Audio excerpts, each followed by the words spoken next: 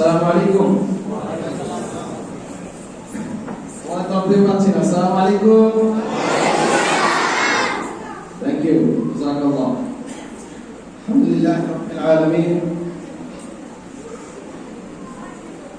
والصلاة والسلام على رسوله الكريم. أما بعد، أعوذ بالله من الشيطان الرجيم. بسم الله الرحمن الرحيم.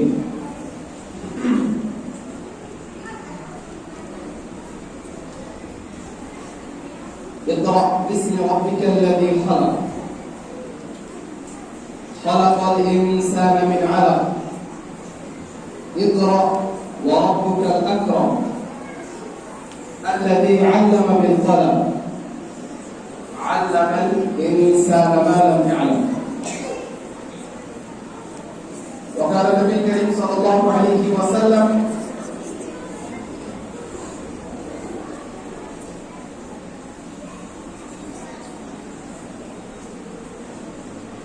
خيركم من تعلم القرآن وعلمه.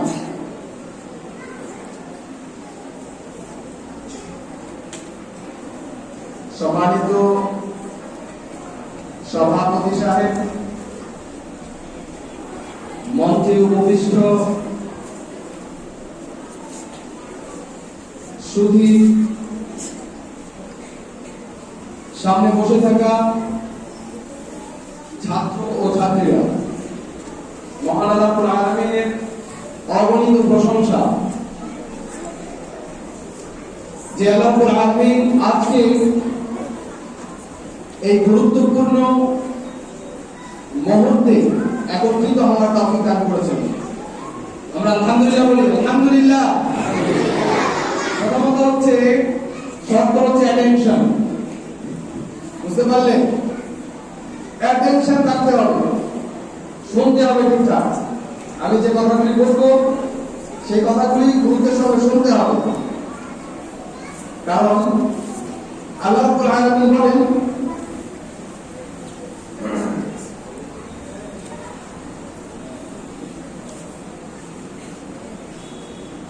الذين يستمعون القول فيتبعون أحسنه أولئك الذين هداهم الله وأولئك هم أولو الألباب.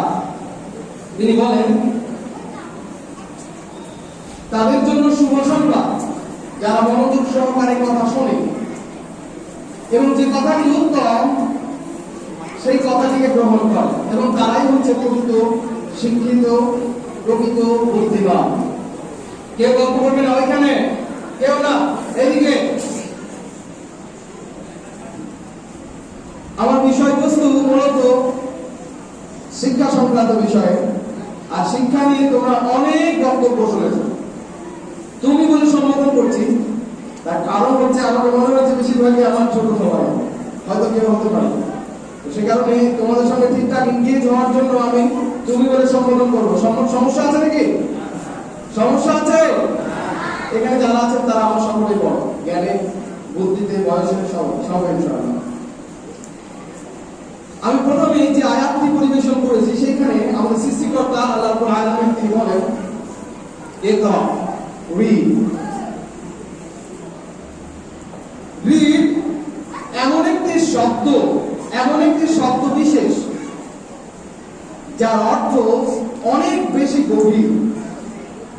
আমাদের রাসূলুল্লাহ সাল্লাল্লাহু আলাইহি ওয়াসাল্লামের উপরে সর্বপ্রথম জিবরিল আলাইহিস সালাতু ওয়াস সালাম এসে যে কথা বলেছিলেন সেই কথাটি কি বলতে পারবে? বলতে পারবে তোমরা? কি কি শুনতে চাই আমি? কি? আরে বাংলাতে বলো। কি? আরে বলছে না কথা। হ্যাঁ, বলো। রিড। রাসূলুল্লাহ সাল্লাল্লাহু আলাইহি ওয়াসাল্লামকে শিক্ষা ছাড়া অন্য বিষয়ে বলতে পারা যেত।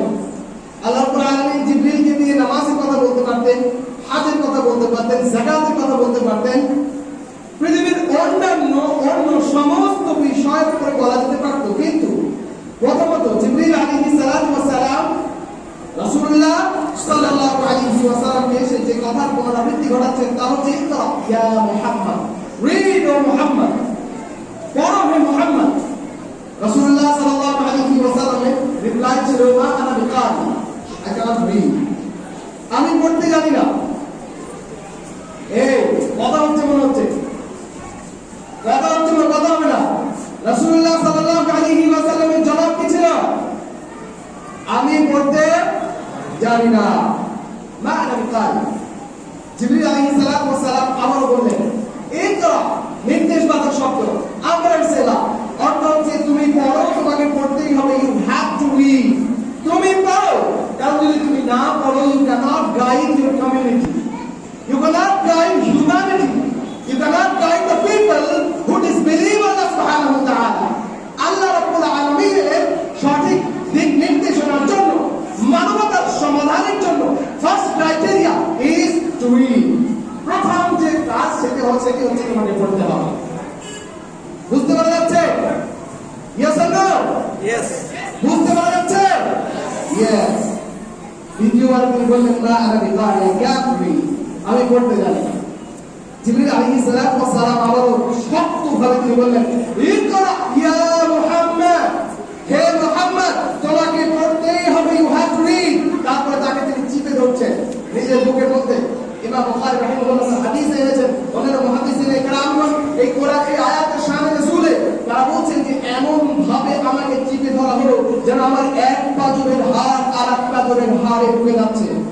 মুফাসসিরিনে কেরামগণ এই সম্পর্কে অনেক বিশ্লেষণ, বিচার, অন্য অনেক কিছু দিয়েছেন। আজকে তোমরা এখানে উপস্থিত হয়েছো শিক্ষা, ধর্ম, সমাজ সচেতনতা।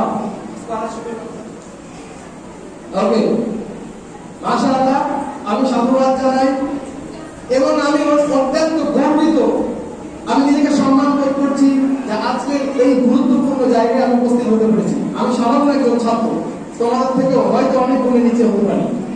আমি যে কথাগুলি বলবো সেই কথাগুলির কোনো গুরুত্ব নেই, কিন্তু রাসূলুল্লাহ সাল্লাল্লাহু আলাইহি ওয়াসাল্লাম যে কথাগুলি বলেছেন সেই কথা কিন্তু গুরুত্ব অপরিসীম, অপরিসীম। ইউ ক্যানট ইমাজিন, আমরা ভাবতে পারি না কত বড়, কত মর্যাদা, কত গুরুত্বে। সামান্য একটি কথার জন্য আমার প্রাণ বিলীন হয়ে যেতে পারে, আমার বাড়ি, ঘর, সম্পদ, সমস্ত কিছু। এবং রাসূলুল্লাহ সাল্লাল্লাহু আলাইহি ওয়াসাল্লাম বলছেন যে আমার কথা এবং আমার যে হুকুম আহকাম সেটি যদি তোমার মাল, ধন, সম্পদ এবং সমস্ত কিছুর চাইতে মূল্যবান, গুরুত্বপূর্ণ, মহাব্বতের জিনিস না হয়ে থাকে, তাহলে এক্ষেত্রে তুমি প্রকৃত মুমিন না। ওমর রাদিয়াল্লাহু তাআলা বিখ্যাত সাহাবী, তিনি এলেন রাসূলুল্লাহ সাল্লাল্লাহু আলাইহি ওয়াসাল্লামের কাছে, কথা বলে না, রাসূলুল্লাহ সাল্লাল্লাহু আলাইহি ওয়াসাল্লামের কাছে বললেন যে আমাকে তুমি কতটুকু ভালোবাসো? রাসূলুল্লাহ সাল্লাল্লাহু আলাইহি ওয়াসাল্লাম বলেন যে আমি আমার প্রাণের চাইতে, আমার প্রাণের পরে আপনাকে ভালোবাসি, সমস্ত কিছুর পরে আমার প্রাণ থেকে, মানে আমার প্রাণ যতটুকু আছে, মানে আমার নিজের থেকে বেশি ভালোবাসি, মানে একটু কম ভালোবাসি, আপনি সমস্ত কিছুর চাইতে বেশি ভালোবাসি। রাসূলুল্লাহ সাল্লাল্লাহু আলাইহি ওয়াসাল্লাম বললেন যে তুমি প্রকৃত মুমিন হতে পারোনি। তো তিনি আবার এসে বললেন যে এবার হে রাসূল, আমি আমার মাল, ধন, সম্পদ, আমার সমস্ত কিছুর চাইতে বেশি ভালোবাসি আপনাকে। তাহলে তিনি বললেন যে ঠিক আছে, তুমি প্রকৃত মুমিন হয়ে গেছো। তাহলে আমার আল্লাহ রাসূলের কথা আমাদের সমস্ত কিছুর চাইতে উপরে না নিচে? উপরে না নিচে? উপরে। আচ্ছা, উত্তর দিতে হবে কিন্তু আমরা ছাত্র, আলহামদুলিল্লাহ, আর এটি সবথেকে বেস্ট অপরচুনিটি যে আমরা ছাত্র। রাসূলুল্লাহ সাল্লাল্লাহু আলাইহি ওয়াসাল্লামকে চিপে ধরা হলো, এক পাজরের হাড় আর এক পাজরের হাড়ে ঢুকে গেল। তারপরে তিনি পড়তে শুরু করলেন আল্লাহর ইচ্ছায়, ইকরা বিসমি রাব্বিকাল্লাযী খালাক, পড়ো সেই সৃষ্টিকর্তার নামে যিনি তোমাকে সৃষ্টি করেছেন। You have to read O Muhammad who created you. ইকরা বিসমি রাব্বিকাল্লাযী খালাক। তুমি চিন্তা করো যে পড়ার যে বিষয়টি আল্লাহ রাব্বুল আলামিন মুহাম্মদ সাল্লাল্লাহু আলাইহি ওয়াসাল্লামকে নির্দেশ প্রদান করছে, সেটি এমন রিড যে রিডটি হচ্ছে আল্লাহ রাব্বুল আলামিনকে চেনা। প্রথমে যে শব্দটি ব্যবহার হচ্ছে সেখানে ভালো করে একটু গুরুত্বের সঙ্গে আমরা দেখব। ইকরা বিসমি রাব্বিকাল্লাযী খালাক, পড়ো তোমার সৃষ্টিকর্তার নামে যিনি তোমাকে সৃষ্টি করেছেন।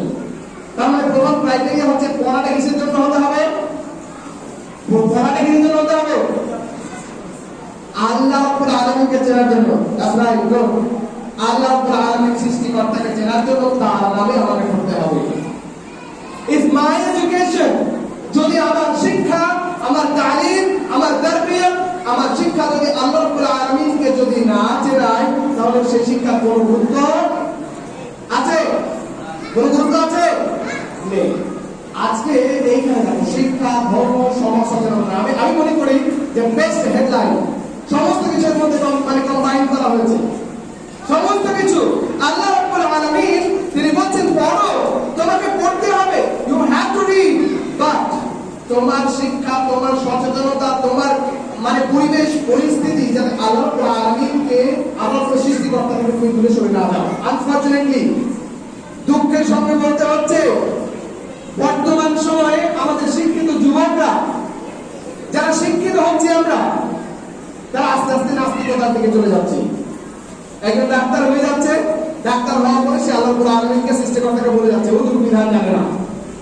একজন ভালো MA pass, BA pass, MBA, MSc, MCom, master degree, পৃথিবীর বিভিন্ন ডিগ্রি অর্জন করার পরে সেই শিক্ষিত মানুষদের কাছে যদি যাওয়া যায়, আমাদের গ্রামের কথা বলছি না, শিক্ষিত মানুষদের কাছে যাচ্ছি এবং বলা হয় যে আল্লাহ রাব্বুল আলামিন কোথায় অবস্থান করেন, আল্লাহ রাব্বুল আলামিন কোথায় অবস্থান করেন, কে বলতে পারবে?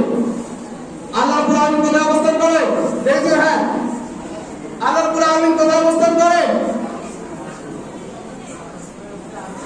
সাবাস করার পর আলোচনা করে। আর আল্লাহ রাব্বুল আলামিন সব জায়গায় অবস্থান করেন নাকি? আল্লাহ রাব্বুল আলামিন সমস্ত জায়গায় অবস্থান করেন এমন যারা বলছি তার হাত তুলি, হাত তুলি।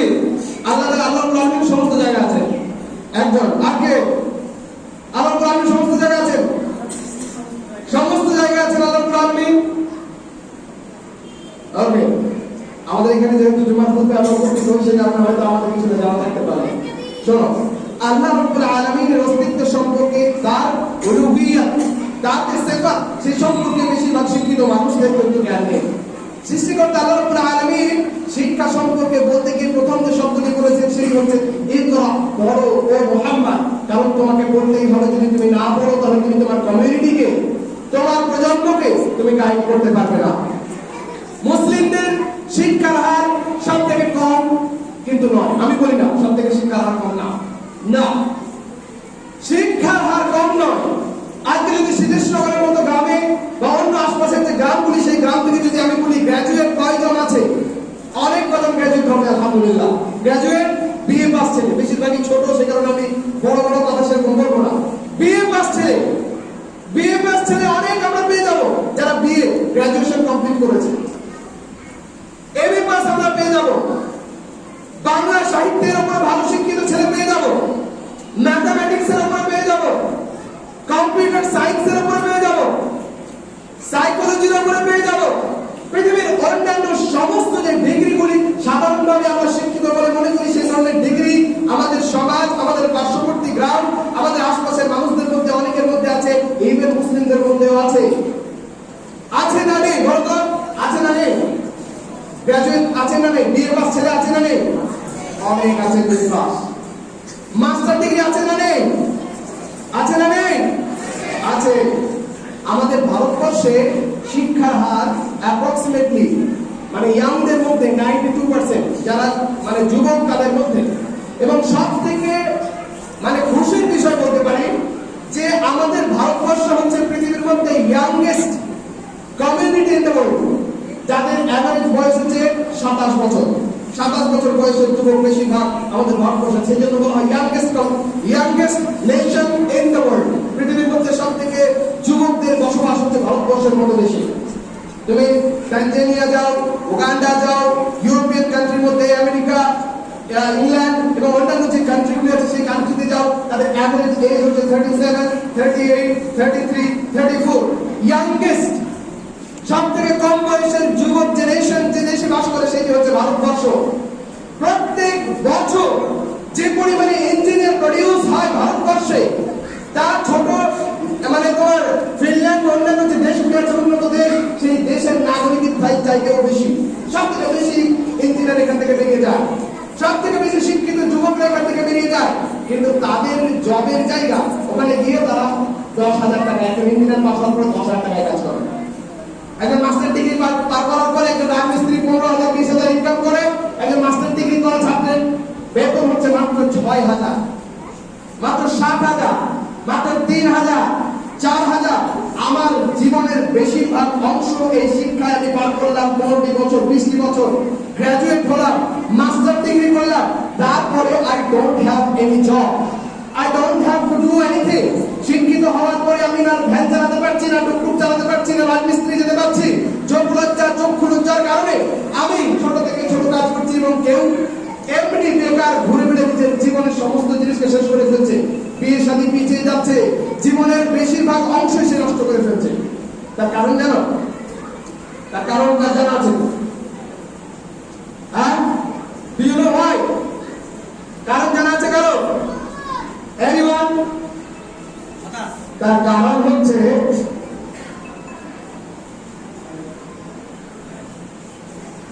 কারণ হচ্ছে যে আমরা যাদেরকে শিক্ষিত বলছি তারা দুনিয়াবি শিক্ষায় সঠিক শিক্ষায় শিক্ষিত নয়।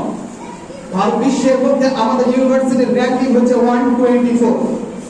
হ্যাঁ, 100 মানে টপ 100 এর মধ্যেও নয়, 124 নম্বর স্থানে আমরা আছি বর্তমান সময়ে। তাহলে আমরা দুনিয়াবি দিক থেকেও পিছিয়ে এবং উখরাবি দিক থেকে তো পিছিয়ে। আমি উখরাবি দিকের বিষয়টা আমি আসছি। বিএ পাস, এমএ পাস শিক্ষিত যুবক আমরা প্রত্যেক দিন প্রডিউস করছি। আমাদের প্রত্যেকটা ইউনিভার্সিটি কলেজে আমরা পড়াশোনা করছি, কিন্তু সেই কলেজের নাম হচ্ছে এই যে 1 থেকে নিয়ে গ্রাজুয়েশন পর্যন্ত ইংলিশ শিখছি আমরা, মেইন সাবজেক্ট ইংলিশ। কিন্তু ইংলিশের আমি জানি না, আমার মুখ দিয়ে আমার নিজস্ব সেলফ ইন্ট্রোডাকশন আমার মুখ দিয়ে বেরিয়ে আসবে না। What is your name? My name is Safiur Rahman. What is your father's name? My father's name is Abdul Tawab. Tell me about something yourself. তোমার সম্পর্কে কিছু বলো। Then he silent. Nothing. মুখ বন্ধ। 1 থেকে নিয়ে গ্রাজুয়েশন পর্যন্ত যে ছেলেটি ইংরেজি মেইন সাবজেক্ট নিয়ে পড়াশোনা করেছে, সেই ছেলেটির মুখ দিয়ে সেলফ ইন্ট্রোডাকশন, তার নিজের পরিচিতি এখানে দাঁড়িয়ে 2 মিনিটের জন্য বলতে পারে না। শুধুমাত্র ইংরেজির কথা বলছি না, যে কোনো ভাষা, যে কোনো সাবজেক্টের ক্ষেত্রে একই a+b whole square plus 2ab। এই যে থিওরি আমি সারাটা জীবন পড়েছি, ওয়াই এবং আমাদের বাস্তব জীবনে এর ব্যবহারটা কি সে সম্পর্কে আমার জানা নেই। আমি কেন এটি পড়ছি? আমি পড়েছি সাহিত্য, আমি পড়েছি অন্যান্য বিষয়, কিন্তু আই ডোন্ট নো দা মানে তার প্র্যাকটিক্যাল লাইফে তার ব্যবহার কি সে সম্পর্কে আমার জানা নেই। আমি জানি না কেন পড়ছি এটি। তাহলে আমাদের সমস্যাটি হচ্ছে এডুকেশন সিস্টেম। প্রথম সমস্যা কি সিস্টেমে আছে আমাদের সমস্যা? বলুন, কি সিস্টেমে? শিক্ষা। কথা বলছেন এডুকেশন সিস্টেম, শিক্ষা ব্যবস্থা। বাংলাদেশ শিক্ষা ব্যবস্থাতে আমাদের বলো। আমি ইসলামিক বিষয়ের দিকে আসছি। আল্লাহ রাব্বুল আলামিন আমাদেরকে প্রথমেই বলেছেন যে নেশনকে যদি উন্নতি করতে হয়, উন্নত করতে হয়, তাহলে প্রথম যে ক্রাইটেরিয়া সেটা হচ্ছে শিক্ষা। ইকরা বিসমি রাব্বিকাল্লাযী খালাক। তোমার সৃষ্টিকর্তার নামে তুমি পড়ো, তোমাকে পড়তেই হবে। তুমি যদি না পড়ো তাহলে সেক্ষেত্রে তুমি তোমার কমিউনিটিকে গাইড করতে পারবে না। তাহলে প্যারালাল এমন বিষয় হওয়া দরকার আমাদের। আমরা গ্রাজুয়েট হচ্ছি, আমরা এমএ পাস করছি, আমরা মাধ্যমিক দিচ্ছি, আমরা এইচএস দিচ্ছি, দেওয়ার পরে যদি আমরা শিক্ষিত না হতে পারি, যদি আসলে আমরা আল্লাহকে চিনতে না পারি, যদি দুনিয়াতে আমরা সাকসেস না হতে পারি, তাহলে এই শিক্ষার মূল্য কি? বলো, এই শিক্ষার মূল্য কি? এই শিক্ষার কোনো মূল্য আছে কি? হ্যাঁ না?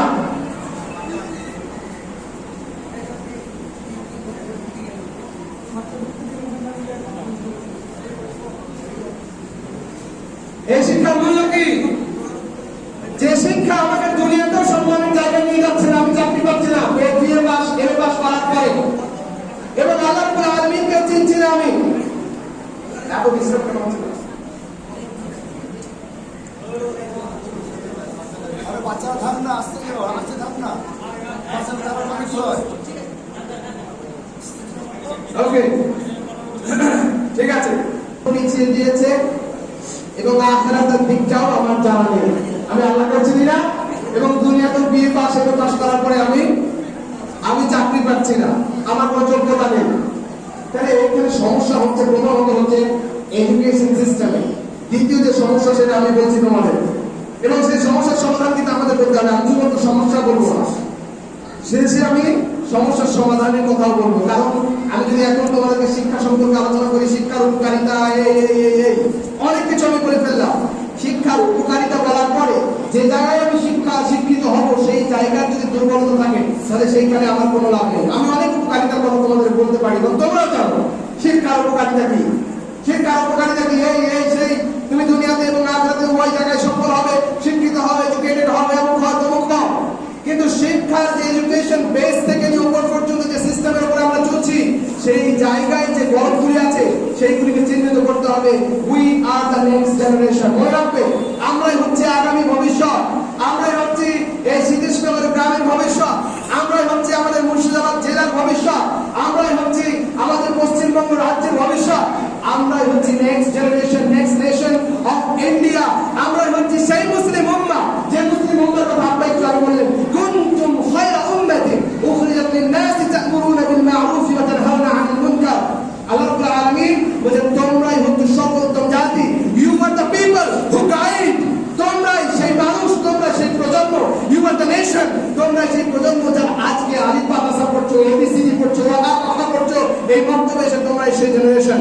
আমি বলতে চাইছি যে সেই শিক্ষাটি কিভাবে আমরা পেতে পারি, এবং আমাদের মধ্যে যে সেলফ মানে ডিপ্রেশন যেটা আছে আমাদের মধ্যে, শিক্ষা নিয়ে আমরা কি করবো, পড়াশোনা করার উদ্দেশ্য কি, কেন গ্রাজুয়েট করলাম, কেন ইংরেজি নিলাম, কেন বাংলা নিলাম, কেন ইতিহাস নিলাম, কেন আমাকে ইঞ্জিনিয়ারিং করতে হবে, কেন আমি মাস্টার ডিগ্রি করবো, আমরা শুধু অটোমেটিক মানে সেলফ সাজেস্টেড এমন একটি জিনিস আমরা পেয়ে যাচ্ছি, জিনিস আমাদের কোনো অপশন নেই। কটা ছেলে আছে এমন যে ছেলেটা পড়তে পড়তে গিয়ে তাকে ইংরেজি ভালো লাগতো, একসময় গিয়ে বললো যে শুনছো কম্পিউটার কোর্স যদি করা হয় তাহলে কিন্তু আগামীতে ভালো জব পেয়ে যাবে, তো ইংরেজি ফিংরেজি সব ছেড়ে ইঞ্জিনিয়ারিং ধরে গেল। কোন ছেলেকে টেকনিক্যাল বিষয়গুলি ভালো লাগতো, বাড়ির আশপাশের প্রতিবেশী এবং বাড়ির আশপাশের কোন লোক একজন চাকরি পেয়ে গেল, শুনছো এসএসসির জন্য কম্পিউটার করতে হবে, বিএড করতে হবে, বিএড করে ফেল। ইচ্ছা একদিকে, আর একদিকে সাজেশন আমার কাছে এলো, সমস্ত কিছু ছেড়ে দিয়ে বিএড এ চলে যাওয়া, বিএড হবো, টিচার হবো। তবে ভালো হতো টেকনিক্যাল বিষয়গুলি, ও মেশিন যোগ করতে ভালোবাসতো, কিন্তু আর টিচার হবে, ওর কাছ থেকে কি পাবো? হ্যাঁ, বিষয়গুলি হচ্ছে এমন জটিল যে জটিল জায়গা থেকে আমাদেরকে এখন বেরিয়ে আসতে হবে। আমি প্রথমেই বলেছি কল্পিত হয় রকম না, আমরা হচ্ছে সর্বোত্তম জাতি। এবারে দেখো সমস্যাগুলি কোন কোন জায়গায়। প্রথম যে জায়গাটি আমি মুসলিম হিসেবে জানতে হবে সেটা হচ্ছে যে শিক্ষিত মানুষের যারা আমরা মনে করি পার্সেন্টেজ ওয়াইজ কম, এই পার্সেন্টেজটাই আমাদের জন্য যথেষ্ট ছিল। যতটুকু আমরা শিক্ষিত সেই পার্সেন্টেজটুকুই যথেষ্ট। আমাদেরকে 99% শিক্ষিত হতে হবে এমন কোনো বিষয় নয়। হ্যাঁ, হলে ভালো, কিন্তু যে অংশটুকু আছে সেই অংশটুকু অ্যাটলিস্ট কমপ্লিট হওয়া উচিত ছিল, কিন্তু আমরা সেই জায়গায় আছি। আছে বলো, আছি না নেই? আছি নেই। আর 1 থেকে নিয়ে গ্রাজুয়েট পর্যন্ত ইংলিশ সাবজেক্ট পার্মানেন্ট হওয়া সত্ত্বেও মুখ দিয়ে একটা আমার ইংরেজি শব্দ বেরিয়ে আসে না। আমাদের যদি বলা হয় কি দরখাস্ত লিখে দাও, তাহলে লিখতে পারবে, ঠিক একই হবে। মাদ্রাসার একজন ছাত্র উল্লাহ থেকে নিয়ে ওয়াজিরাম পর্যন্ত পড়ছে, ওকে যদি বলা হয় যে তোমার সেলফ ইন্ট্রোডাকশন তুমি আরবিতে করো, ঠিকানা, সে পারবে না, সে শুধু বলবে আনন্দ। সমস্যাটা এমন একটা জটিল জায়গা আছে, যে জায়গাটি আমাদের চিহ্নিত করতে হবে। প্রধানত শিক্ষিত আমরা যাদেরকে বুঝি তারা কি আসলে শিক্ষিত? প্রথমে জায়গাটা আমরা দেখি, পৃথিবীর মধ্যে যদি একজন চোর কারো বাড়িতে চুরি করতে যায়, ভারতের সঙ্গে যদি কারো বাড়ি চুরি করতে চায়, সাধারণ চোর, পড়াশোনা কিচ্ছু জানে না, কারো বাড়িতে চুরি করতে গেল, লকার ভেঙে ক টাকা চুরি করবে? কোন একজন লোকের বাড়িতে অনেক কষ্টে ঢোকার পরে লকার ভেঙে 10,000, 20,000, 50,000 টাকা, ম্যাক্সিমাম 1 লক্ষ টাকা, ধরে নিলাম 5 লক্ষ টাকা ওর বাড়িতে যা আছে সমস্ত কিছু চুরি করে ফেলবে একটা বাড়ি। ম্যাক্সিমাম একটা চোর যদি খুবই ইন্টেলিজেন্ট হয়, যেমনটি হলিউড ফিল্মে দেখানো হয়, তেমন যদি হয় রবিন হুড, তাহলে হয়তো 5টা বাড়ি করবে, তাই তো নাকি? কিন্তু একজন শিক্ষিত মানুষ যদি সে সফটওয়্যার জিনিয়াস হয়, যদি সে কম্পিউটার ইঞ্জিনিয়ার হয়, তাহলে বাড়িতে বসে প্রত্যেকটি মানুষের অ্যাকাউন্ট থেকে যদি 1 টাকা করে কাটে, তাহলে 130 কোটি মানুষের অ্যাকাউন্ট থেকে 1 টাকা কাটলে কত টাকা হয় বলো কি? 130 কোটি। একটা সেকেন্ড, একটা মোমেন্ট, শুধু একটি সেকেন্ডে, একটি মোমেন্টে 130 কোটি একজন সফটওয়্যার জিনিয়াস ইনকাম করে নিতে পারে। পারে কি পারে না? পারে। তাই একজন অশিক্ষিত চোর থেকে শিক্ষিত চোর বড় না ছোট? আর বড় না ছোট? বড় না ছোট বলতে পারছেন না? বড় না ছোট? বড় নাকি? বড় না ছোট? হ্যাঁ, আমি উত্তর পাচ্ছি না। আমার উত্তর না হলে ভালো লাগে, তোমরা বুঝতে পারছো কি পারছো না? যদি আমি না বুঝতে পারি তাহলে কি করে হবে, তাই না?